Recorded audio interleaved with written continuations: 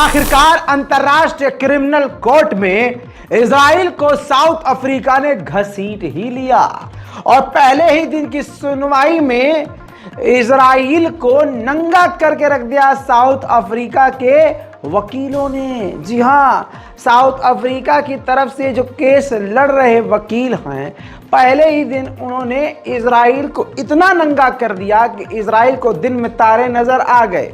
मेरे दोस्तों, इजराइल को नंगा करते हुए साउथ अफ्रीका की तरफ से एडवोकेट ने, अंतर्राष्ट्रीय एडवोकेट ने साफ तौर से कहा कि इजराइल 1948 से फिलिस्तीनियों का हक मार रहा है, फिलिस्तीनियों की ज़मीन पर कब्जा कर रहा है, उनके हक को छीन रहा है और अपने कानून कुछ उसने इस तरह से बनाए हैं जिसके ज़रिए वो फिलिस्तीनियों के साथ भेदभाव करता है, फिलिस्तीनियों को गिरफ्तार करता है, बेगुनाह उनको जेल में डालता है और कई बार उनके ऊपर ख़तरनाक हमले कर चुका है। फिलिस्तीनी महिलाओं को इजराइल बच्चे पैदा नहीं करने देता ताकि उनकी नस्ल आगे ना बढ़े और इनकी आबादी कम हो। इसी तरह से इजराइल ने 23,000 से ज़्यादा इस कत्लेआम में कत्ल कर दिया है, इस जेनोसाइड में गाज़ा के अंदर। साथ ही फिलिस्तीन के लिए आवाज़ उठाते हुए अंतर्राष्ट्रीय क्रिमिनल कोर्ट में साउथ अफ्रीका की वकील ने बेहद खुले शब्दों में कहा कि इजराइल वॉर क्राइम कर रहा है और जो भी कुछ कर रहा है पूरी प्लानिंग से कर रहा है। इजराइल ने हजारों लोगों को मार दिया है और अभी हजारों लोग अभी दबे हुए हैं और 7,000 से ज़्यादा लोग लापता हैं। साथ ही बड़ी बात उन्होंने ये और बोल दी कि इजराइल की आर्मी ने सेक्सुअल वायलेंस किया है, यानी हरेसमेंट किया है, सेक्सुअल हरेसमेंट किया है गाज़ा यानी फिलिस्तीन की औरतों और बच्चों के साथ। मेरे दोस्तों, आगे कहा कि इजराइल का ख्वाब है गाज़ा की सरजमीन, फिलिस्तीन की सरजमीन पर कब्जा करना। वहीं ये भी कहा कि इजराइल की सेना और इजराइल की सरकार जो है तमाम फिलिस्तीनियों को आतंकवादियों की नज़र से देखते हैं। साथ में इसी के अंदर उन्होंने जो इजराइल के बड़े बड़े नेता गाज़ा के कत्लेआम की बात, गाज़ा को मिटाने की बात, गाज़ा पर परमाणु दागने की बात, ये जो बातें कही हैं वो तमाम बयान अंतर्राष्ट्रीय क्रिमिनल कोर्ट में सुनाए हैं, जिसके बाद इजराइल की सिट्टी पिट्टी गुम हो गई है। मेरे दोस्तों, इसके अलावा मांग उन्होंने ये करी है साउथ अफ्रीका के वकीलों ने कि तुरंत जंग को रुकवाया जाए और सीज फायर किया जाए और ज़्यादा से ज़्यादा मदद गाज़ा के अंदर इजराइल पहुँचने दे। वहीं मेरे दोस्तों, आपको बता दूं कि साउथ अफ्रीका की वकील ने यह भी कहा कि सबसे कम समय में इतिहास में सबसे ज़्यादा महिलाओं और बच्चों का कत्लेआम अगर कहीं हुआ है तो गाज़ा है। इस पर इजराइल बुरी तरह से भड़का है और इजराइल ने कहा कि ये सिर्फ इल्ज़ाम है और ये हिपोक्रेसी की सीमा है, दोगलापन है, हम पर सिर्फ इल्ज़ाम लगाया गया है। और एक बड़ा इल्ज़ाम लगाते हुए जब इजराइल पागल हो गया तो साउथ अफ्रीका पर इल्ज़ाम लगा दिया कि साउथ अफ्रीका हमास को हथियार दे रहा है। ये बात कोर्ट में सुनने के बाद सबकी हंसी तो छूटी, लेकिन अमेरिका ने भी इजराइल तक का साथ नहीं दिया और साफ कह दिया कि इजराइल की इस बात में कोई सच्चाई नहीं है। साउथ अफ्रीका ने कोई भी हथियार किसी भी संगठन को नहीं दिया है। साथ में अमेरिका ने यह भी कह दिया कि साउथ अफ्रीका ने जो भी इल्ज़ाम इजराइल पर लगाए हैं वो भी सब पॉइंटलेस है।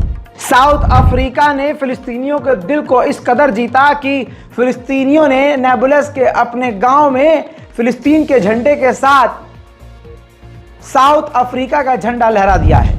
वहीं मेरे दोस्तों, साउथ अफ्रीका से फिलिस्तीनी इतने खुश हुए कि फिलिस्तीनियों ने वेस्ट बैंक के इलाके में साउथ अफ्रीका नेशनल एंथम गाया है, राष्ट्रगान गाया है साउथ अफ्रीका का। सुनिए।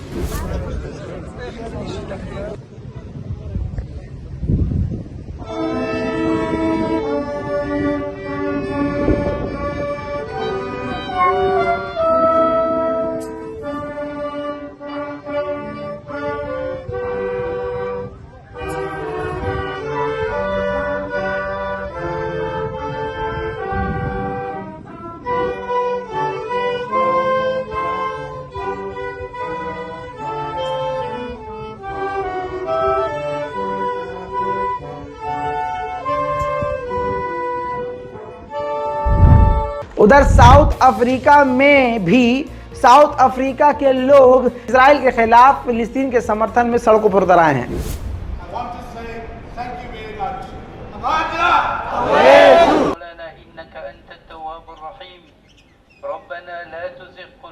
علينا بعد إذ هديتنا وهب لنا من لدنك رحمة. Thank you. الفاتحة. بسم الله الرحمن الرحيم. Help me. People in Israel, Palestinian and Israeli. We will find Netanyahu and his co-warmongers on that side of the dock where Eichmann was. अंतर्राष्ट्रीय criminal court के बाहर एक आयरलैंड के member of parliament ने कहा कि Israel पूरी तरह से एक्सपोज हो चुका है और इतना बेगैरत हो चुका है कि अब तो वो छुपा भी नहीं रहा है कि वो जेनोसाइड किया है या जेनोसाइड कर रहा है। वो जो कुछ कर रहा है खुल्लम खुल्ला कर रहा है। We think there's a fair chance that the court will come up with an honest verdict and accuse Israel of genocide, because Israel is not even hiding the fact that it's committing genocide. It has been blatant about it. But Israel has been blatant about infringing international law for a long time, and it's always got away with it, and it expects to continue to get away with it. That's why they can almost boast about carrying out a genocide and expect to get away with it. We don't know whether the court is going to be honest in its interpretation. We do know that the judges, there's 15 judges from 15 different countries, and they will be pressured by the Americans to support Israel. But whether they have the courage to stand up for the truth and to stand up for justice for the Palestinians, we may wait and see. Well, I suppose I'm a member of the European Parliament, so I'm an Irish person, and I think I'm here. मेरे दोस्तों, अंतर्राष्ट्रीय criminal court के बाहर जो नज़ारा था, मंजर, वो एक अलग ही लेवल का था, क्योंकि यहाँ पर यहूदियों का एक झुंड था जो खुद फिलिस्तीनियों को समर्थन दे रहा था, फिलिस्तीनियों के लिए आवाज़ उठा रहा था। अंतर्राष्ट्रीय क्रिमिनल कोर्ट के बाहर देखिए।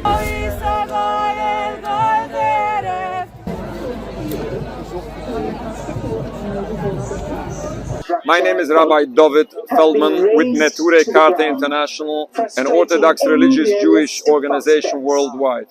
We are out here today in The Hague, as we do this already for decades around the globe.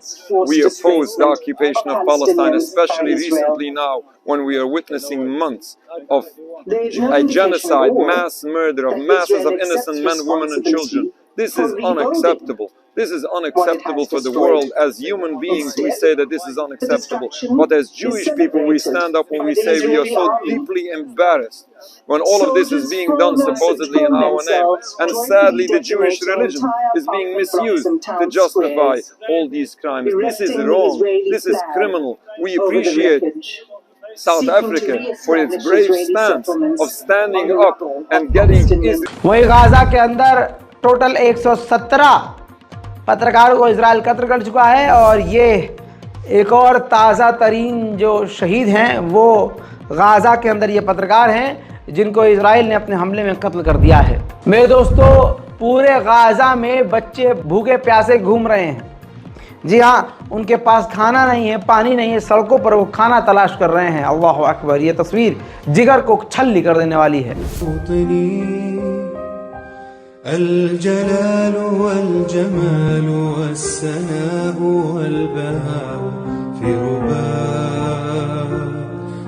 رباء والحياة والنجاة।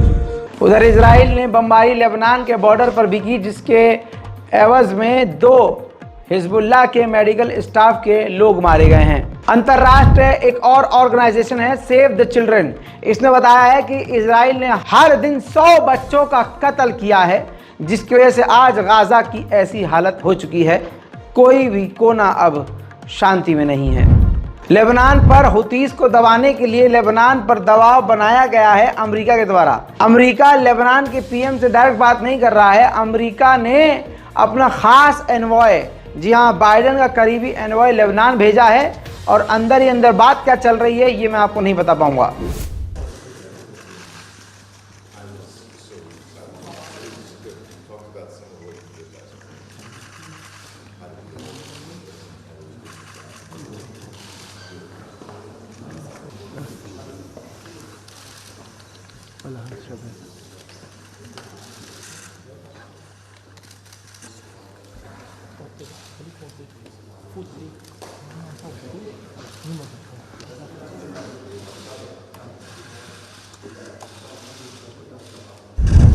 उधर यूएन के अंदर अमेरिका ने ईरान की निंदा करते हुए कहा कि ये सरासर गलत कर रहे हैं जिस तरह से ये हूथीस को सपोर्ट कर रहे हैं।